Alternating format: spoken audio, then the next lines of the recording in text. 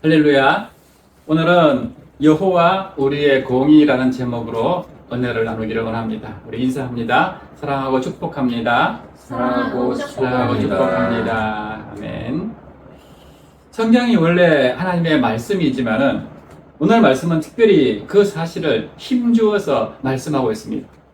오늘 본문 보시면 1절에 여호와의 말씀이니라. 또 2절에는 이스라엘의 하나님 여호와께서 이와 같이 말씀하시니라. 4절 끝부분에도 여호와의 말씀이니라.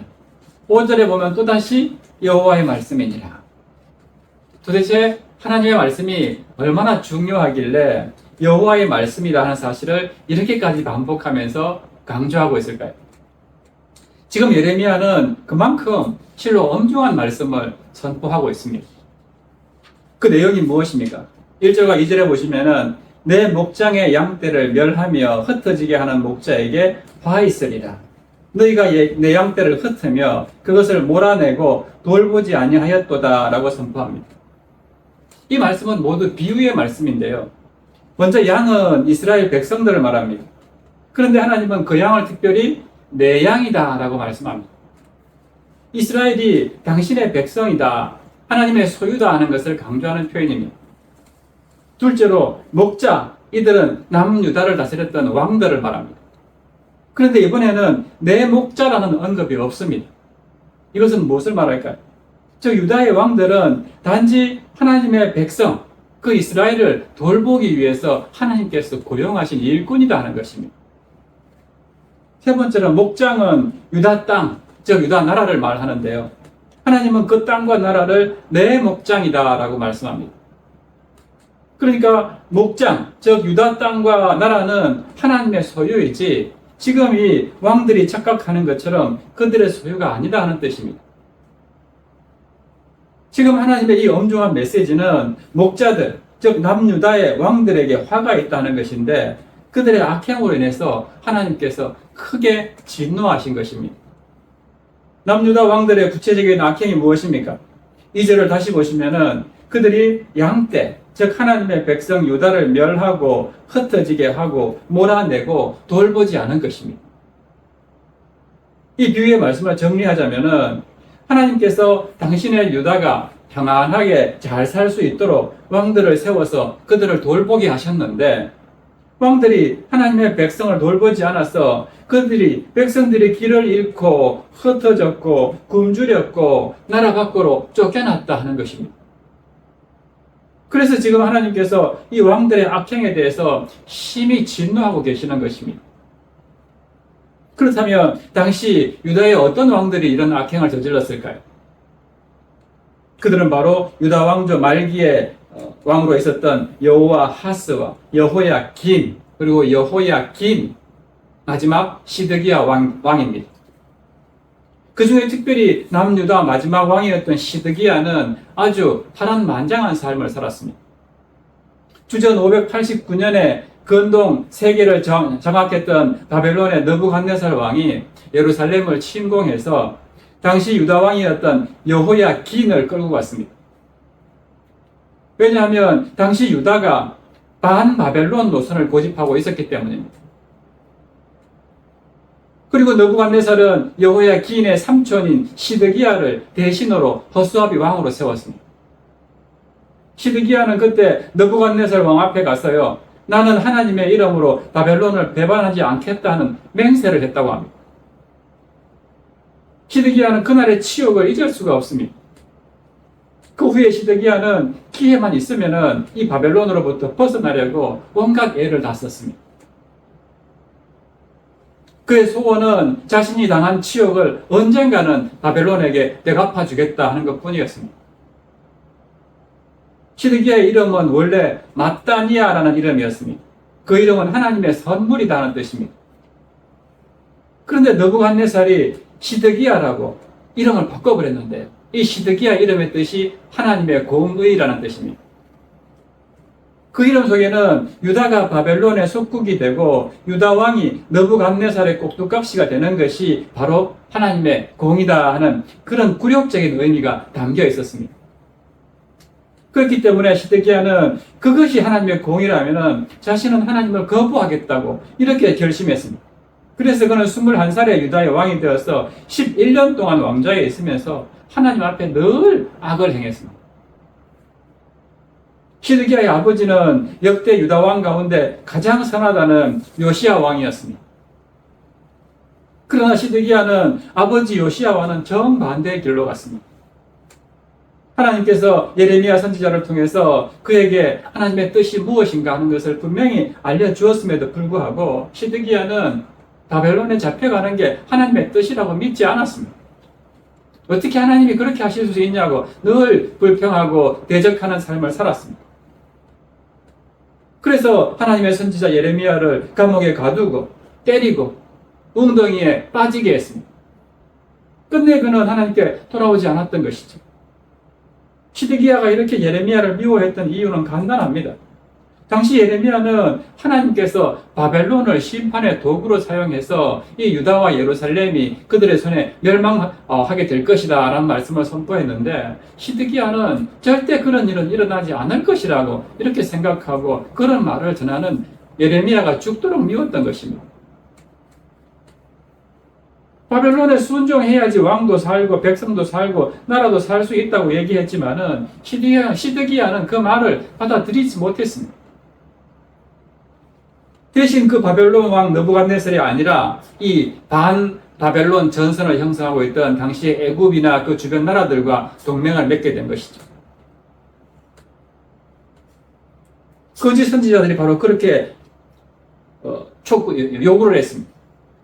바벨론에 우리가 손들 것이 아니라 바벨론만큼 강한 저 애굽과 다른 나라들과 동맹을 맺게 되면은 얼마든지 바벨론에 맞서 싸울 수 있을 것이다. 그리고 우리는 반드시 이길 것이다. 평안할 것이다. 이런 선지자의 말만 믿고 시드기야는 결코 바벨론에 항복하는 것이 하나님의 뜻이라는 것을 받아들이지 못했던 것입니다. 그때 마침 바벨론 군대가 예루살렘을 포위하고 있는 그런 상황이 벌어졌는데요. 그 당시에 애굽 왕 바로가 이 유다에 원군을 보내주었다 하는 소식을 듣고는 바벨론 왕이 일시 철수하는 일이 벌어집니다. 그 일을 보고는 이 시드기야는 자신의 뜻이, 자신의 지금까지 행동이 정말 맞다 하는 것을 확신하게 됩니다. 예레미야가 틀렸고 자신이 맞다는 것을 확신하게 됩니다. 그리고는 그 반대하는 예레미야를 바벨론과 내통하는 간첩으로 몰아버렸습니다. 매국노라고 몰아세웠습니다.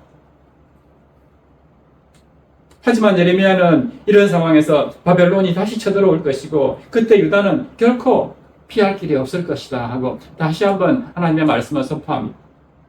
오늘 말씀은 예레미야가 바로 그 사실을 양떼와 목자의 비유를 통해서 시드기야에게 전하고 있는 것입니다. 하나님은 이 모든 화가 하나님의 목장에서 양떼를 멸하고 흩어지게 한 목자의 잘못된 생각과 그의 어그러진 판단에서 비롯된 것이다 하고 말씀하고 있습니다. 양떼를 멸하는 존재는 원래 이리와 같은 늑대와 같은 사나운 짐승들인데 지금 목자들이 즉 그 양떼를 돌봐야 될 왕들이 이 이리처럼 곰처럼 자기 백성들을 해치던 그런 상황이 당시 유다의 상황이었습니다. 그 시대에는 이런 왕들뿐만 아니고요. 선지자나 제사장들이나 하나같이 다 범죄 세력화되어 있었습니다. 종교적으로도 이방의 모든 가증한 행위를 따라서 하나님의 성전을 더럽히는 일을 마다하지 않았습니다.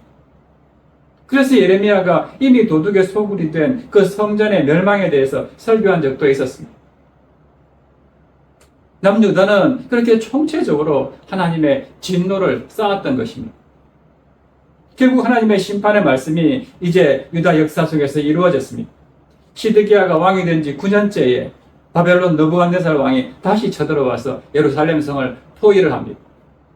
그리고 유다는 그 포위망에서 2년을 버티지 못하고 유다 시드기야 제 11년에 마침내 예루살렘 성이 함락되고 말았습니다. 시드기야 왕이 그때 도망을 가다가 여리고에서 붙잡혀서 이 느부갓네살의 신문을 받게 되는데요. 그의 두 아들이 있었는데 그 두 아들 다 하나님의 예언대로 시드기야가 보는 앞에서 죽임을 당합니다. 뿐만 아니고 시드기야 자신도 두 눈이 뽑힌 채로 결박을 당해서 바벨론으로 끌려가는 신세가 되고 말았습니다. 왕궁은 불타고 성전은 다 파괴되었습니다. 그 왕궁 안에 있던 모든 보물들도 전부 다 바벨론에 빼앗기고 말았습니다. 예루살렘에서 살아남았던 유력한 사람들도 다 포로로 잡혀갔습니다. 역대하 36장 21절에 보면은 그때의 상황에 대해서 이렇게 말씀합니다. 이스라엘 땅이 황폐해서 안식년을 누린 것 같이 한 채로 70년을 지냈으니 이렇게 여호와께서 예레미야의 입으로 하신 말씀이 다 이루어졌다라고 말씀합니다. 오늘 말씀 2절 끝부분에도 보면은 너희에게 보응하리라 여호와의 말씀이니라 하고 기록되어 있습니다. 이렇게 유다와 예루살렘은 거짓 목자, 악한 지도자들로 말미암아서 나라가 망하게 되었고 백성들은 뿔뿔이 흩어지게 된 것입니다. 모든 게 끝난 것처럼 보입니다. 백성들이 다 사방으로 흩어져 버리고 아무도 없는데 이제 나라가 어떻게 다시 회복될 수가 있겠습니까? 그런데요, 이렇게 절망적인 상황에서 정말 우리 인간의 눈으로 보면은 일어설 가능성이 없는 것 같은데 하나님은 그 상황 속에서 다시 일하기 시작합니다. 3절 말씀 보세요. 내가 내 양떼에 남은 것을 그 몰려갔던 모든 지방에서 모아 다시 그 우리로 돌아오게 하리니 그들의 생육이 번성할 것이며 라고 합니다. 이게 하나님께서 일하시는 방식입니다. 내 힘으로, 내 의지로, 내 어떤 것으로 하려고 하다가 보면 우리가 못하는 게 얼마나 많습니까? 그럴 때에는 하나님께서 일하지 않습니다. 네 손으로 한번 잘 해보라고 내버려 두십니다. 그러나 아무것도 할 수 없는 상황이 되었을 때, 그래서 하나님밖에 바라볼 수 없는 그런 상황이 되었을 때 하나님께서 이렇게 일하신다 하는 것을 보게 됩니다. 이렇게 인간의 힘으로 아무것도 할 수 없는 상황이 되었을 때 하나님은 스스로 일하심으로써 당신이 전능자이시고 구원자이시다 하는 것을 모든 백성들에게 드러내시는 것입니다. 그래서 하나님만 의지하고 따르는 하나님 나라의 백성이 되기를 원하시는 것입니다. 특히 하나님은 아직 나라가 망한 것도 아닙니다. 완전히 망한 것도 아닌 상태인데 이미 심판 이후에 그들을 어떻게 회복시킬 것인가 하는 말씀까지 3절에서 말씀하고 있습니다. 돌아오게 하는 걸 떠나서 그들이 생육하고 번성할 것이다 라고 말씀합니다. 완전하게 회복시켜 주신다는 거 아닙니까? 이것을 통해서 우리가 또 한 가지 알 수 있는 것이 무엇입니까? 하나님의 심판은 늘 말씀드리지만은 멸망이 목적이 아니라는 것입니다. 잘못했다고 완전히 깨뜨려서 없애버리는 것이 목적이 아니라 다시 고치고 치료하고 회복시켜 주시는 것. 하나님의 나라 백성답게 다시 일어설 수 있도록 거룩하게 만들어주는 것이 목적이다 하는 것을 알게 됩니다. 그런데 우리 스스로는 거룩하고 정결하게 될 수가 없습니다.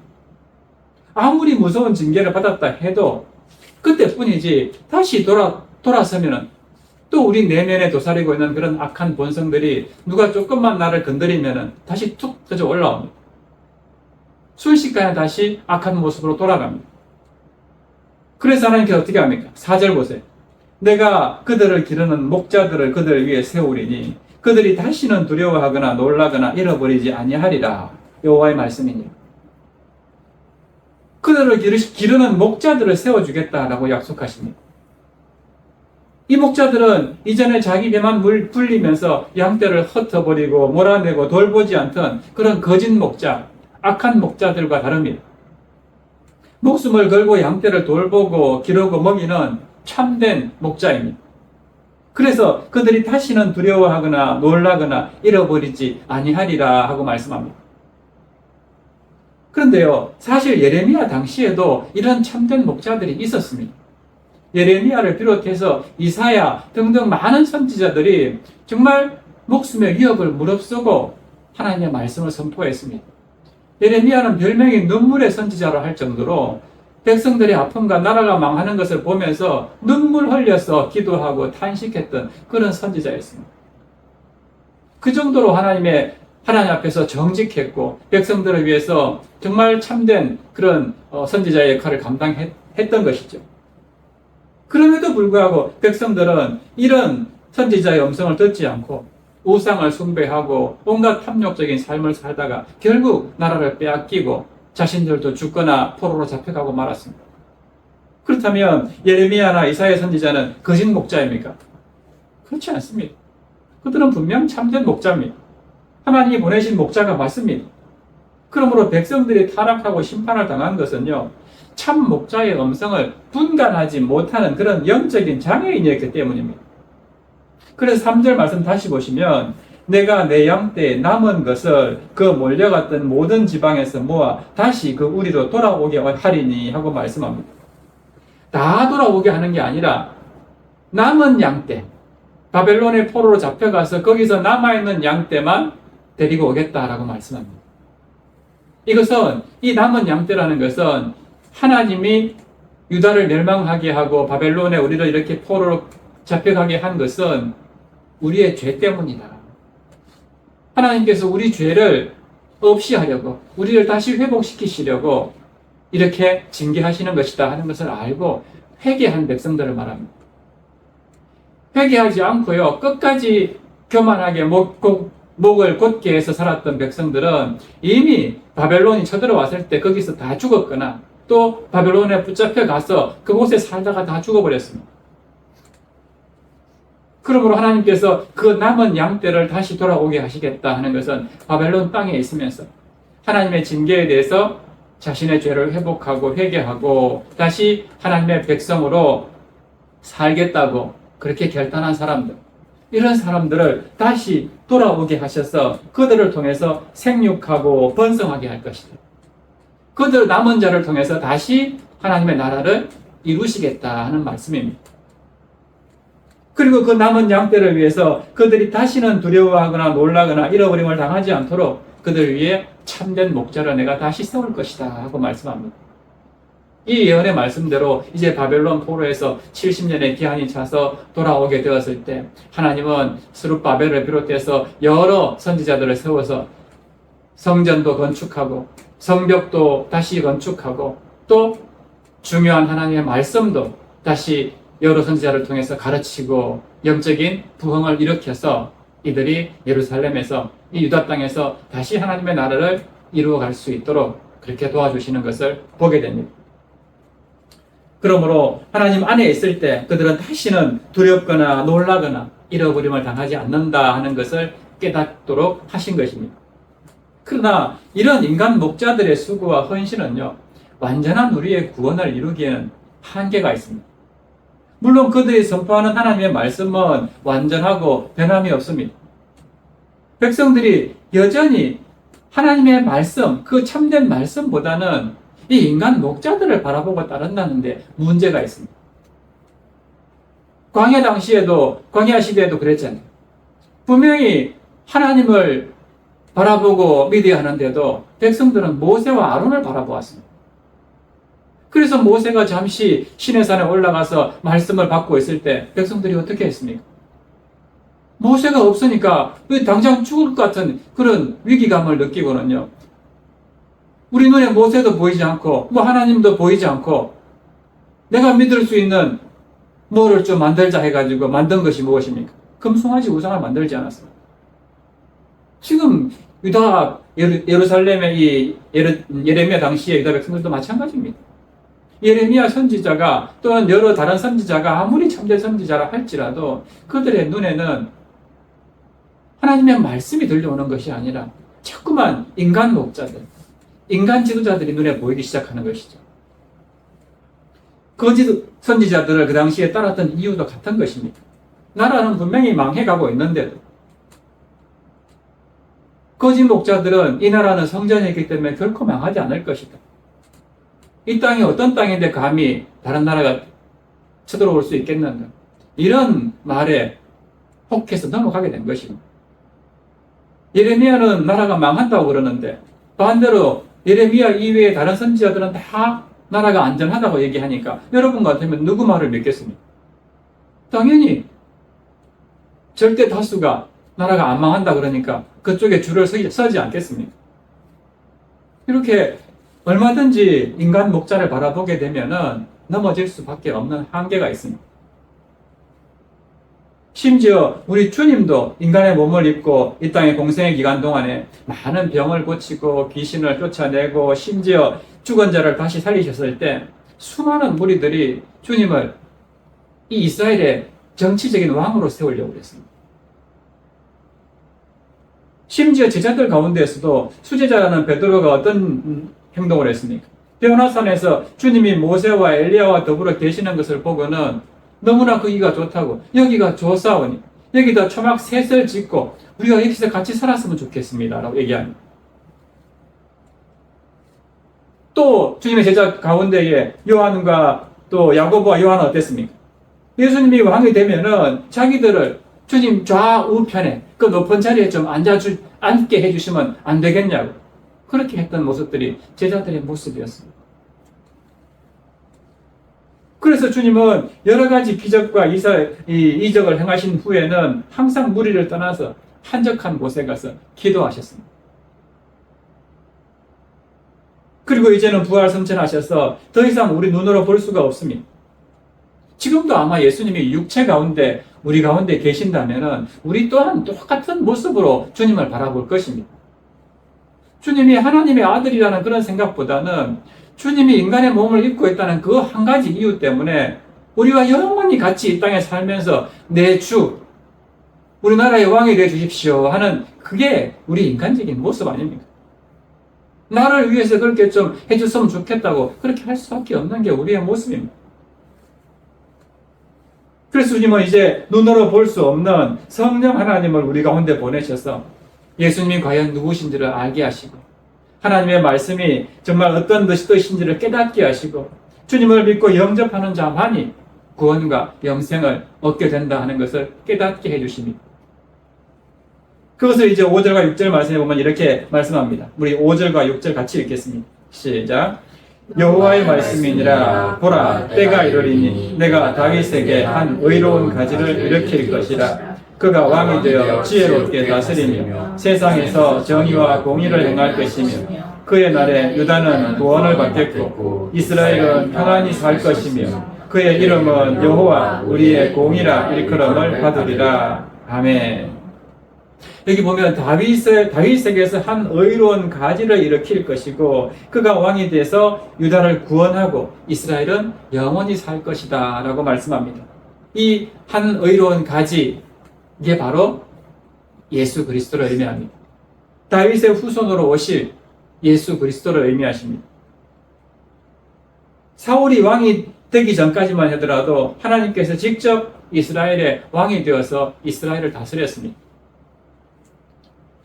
그렇게 이스라엘을 지키고 보호해 주셨던 것처럼 이제 다시 성자 하나님, 예수님이 왕이 되셔서 지혜롭게 다스리고 잃어버린 정의와 공의를 행할 것이고 그래서 이스라엘은 고아와 과부처럼 가난하고 힘없고 연약한 자들도 평안하게 살 것이다 라고 말씀합니다. 그런데 예수 그리스도는요, 두 가지 방법으로 이 세상을 다스리십니다. 하나는 믿지 않는 불신 세상 통치자를 통해서 간접적으로 이 땅을 다스리십니다. 이것은 오직 이 세상의 죄를 처벌하고 질서를 바로잡는 정도입니다. 그리고 다른 하나는 우리 믿는 사람들, 이 땅의 교회를 통해서 진리를 이 세상에 증거하게 하시고 또 사람들로 하나님의 백성이 되게 하는 것입니다. 따라서 이 세상에서 가장 중요한 의의는요, 하나님을 모르는 사람들이 하나님의 백성이 되는 것입니다. 이것은 단순히 죄를 막는 수준이 아니라 의롭게 살아갈 수 있는 능력을 얻게 되는 것이기 때문입니다. 그래서 오늘 우리는 하나님을 여호와 우리의 공의라고 부르게 된다는 것입니다. 구약시대 이스라엘 백성들은 하나님에 대해서 여러 가지로 불렀습니다.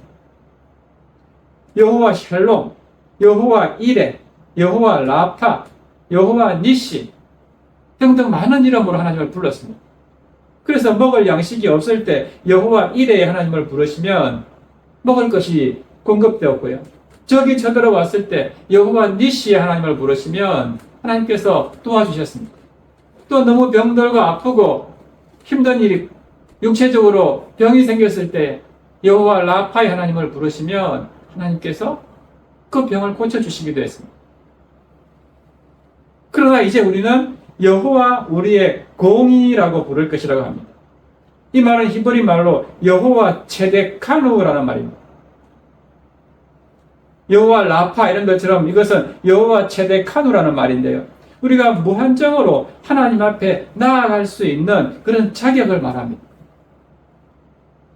하나님은 의인의 기도는 들으시지만 악인의 기도는 듣지 않으십니다. 의인과 악인에 대해서 하나님의 공의로 심판하시기 때문에 그렇죠.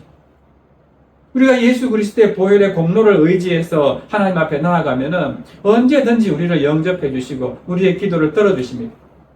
특히 우리 성도가 이 세상에서 싸우는 적은 단순히 가난이나 질병 정도가 아니라 엄청난 죄의 세력입니다. 이것은 도저히 우리 힘으로는 이길 수 없는 사탄의 세력입니다. 그러나 우리가 주님의 이름을 부르고 끝까지 견디면은 결국 이 불의의 세력을 주님께서 이미 다 이기셨기 때문에 우리가 이길 수 있도록 해주십니다. 우리가 이 크고 무서운 세상을 생각하면은 도저히 우리 신앙으로는 이길 수 없을 것 같지만은 여호와 체데카는 공의의 하나님께서 우리로 하여금 이기게 해주신다 하는 것입니다. 그래서 7절과 8절에 보면 이렇게 말씀합니다. 그러므로 여호와의 말씀이니라. 보라 날이 이르리니 그들이 다시는 이스라엘 자손을 애굽 땅에서 인도하여 내신 여호와의 사심으로 맹세하지 아니하고 이스라엘 집 자손을 북쪽 땅 그 모든 쫓겨났던 나라에서 인도하여 내신 여호와의 사심으로 맹세할 것이며 그들이 자기 땅에 살리라 하시니라. 아멘. 이제는 과거 이스라엘 백성들이 출애굽할 때와는 다른 신앙으로 살아가게 된다는 것입니다. 그 당시 이스라엘은 모두가 한 집단을 이루었고 또 모세의 인도를 받고 그렇게 살았습니다. 그리고 홍해를 통과하고 뜨거운 광야를 걸었습니다. 그러나 오늘 우리는 더 이상 그런 식으로 구원받지 않습니다. 북쪽 땅에서 인도하여 내신 하나님이다 하는 것은 직접적으로는 바벨론에서 건져내신 하나님이시다 하는 그런 뜻이지만은 여기서는 영적으로 우리를 모든 죄의 세력에서 건져내신 십자가의 능력을 말합니다. 우리는 오직 성령의 능력으로 모세 때보다 더 능력 있는 삶을 살게 되었습니다. 이제는 구름 기둥과 불 기둥이 우리를 인도하는 게 아니라 성령께서 우리 안에서 계속해서 지혜의 말씀을 주시면서 우리를 인도하십니다. 더 이상 반석을 쳐서 물이 나오는 것이 아니라 우리 안에 생수가 강같이 흘러서 죄를 이기게 하십니다. 얼마나 멋있고 능력 있는 삶입니까? 그러므로 살아계신 하나님께서 우리를 죄와 사망의 권세에서 구원해 주셨다 하는 분명한 믿음으로 모든 삶의 자리에서 주님을 드러내는 저와 여러분이 되시기를 바랍니다. 말씀 정리합니다. 유다의 마지막 왕이었던 이 시드기야는 끝내 하나님의 말씀에 불순종함으로써 그에게 속한 모든 백성들을 몰아내고 흩어내고 뿔뿔이 흩어져서 나라가 망하도록 만들었습니다. 그러나 하나님은 다시 당신의 백성들 중에 남은 자들을 모으셔서 그들을 통해서 당신의 나라를 다시 일으키시겠다 하고 약속하십니다. 그리고 그들 위에 새로운 목자들을 세우는데 단순히 이제는 인간 목자들 수준이 아니라 다윗에게서 한 의로운 가지, 즉 하나님의 독생자이신 예수 그리스도를 이 땅에 보내주셨어. 더 이상은 어떤 권세에도 굴복하지 아니하고 오직 그 여호와 우리의 공의 되시는 예수 그리스도만 믿고 그분의 말씀만 따르고 순종하게 되면 아무런 두려움도 놀람도 없는 그렇게 평안한 삶을, 영원한 삶을 우리가 살게 될 것이다 라고 약속하고 계십니다. 그러므로 우리가 오늘 신앙생활 하면서요, 아무리 목회자가 멋있게 보이고 설교가 너무너무 은혜롭다 하더라도 그런 목회자를 바라봐서는 안 됩니다. 또 아무리 그 교회가 크고 웅장해 보인다 하더라도 그런 건물을 바라보아서도 안 됩니다. 교회 프로그램이 아무리 잘 짜여있다 하더라도 그런 것들에 현혹이 되어서 신앙생활을 해서는 안 됩니다. 우리가 바라보아야 할 분은 바로 여호와 체데카누, 우리의 공이 되시는 예수 그리스도만 바라보셔야 됩니다. 그럴 때 주님께서는 우리에게 세상이 주지 못하는 그런 평안과 기쁨과 감사를 누리며 살아가게 하는 그런 능력을 우리 가운데 부어주시고, 또 어떤 사탄의 권세 가운데서도 우리가 넘어지지 아니하고 승리할 수 있는 그런 삶을 살 수 있게 하신다 하는 것을 믿고, 이번 한 주간도 살아가실 때에 이런 여호와 최대 간우, 이 하나님의 공의, 이것을 바라보면서 승리하는 우리 모두가 되시길 주님의 이름으로 축원합니다. 아멘. 우리 그래서 이 시간 시선 함께 찬양하고요, 말씀 생각하며 기도하는 시간 가지겠습니다.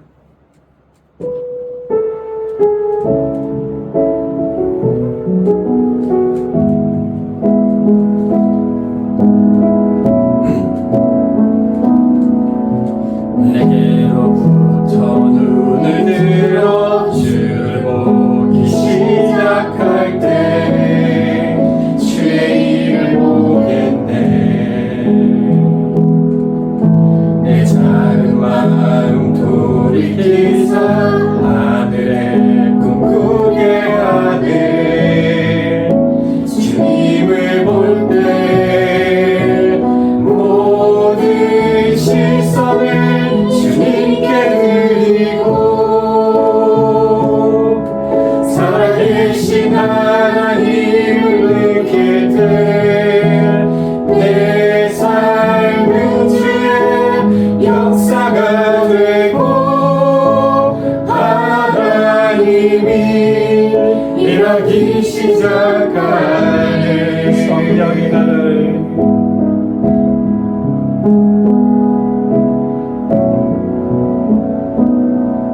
성령이 나를 변화시켜 모든 두려움 사라질 때 주의 일을 보겠네. 황폐한 땅 가운데서 주님 마음 알게 되리. 주님을 볼 때 모든 시선을 주님께 드리고, 전능하신 하나님을 느낄 때 세상은 주의 나라가 되고, 하나님이 일하기 시작하네. 주님의 영광,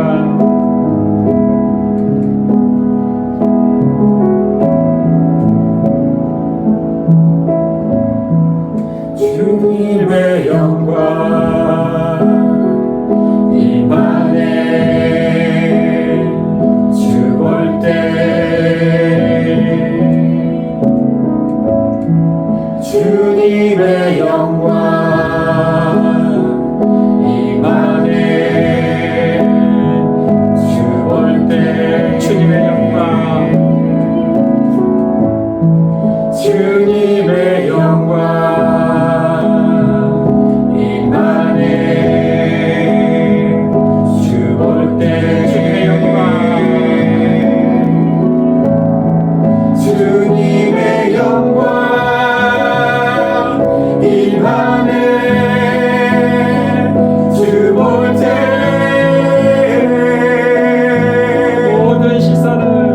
모든 시선을 주님께 드리고,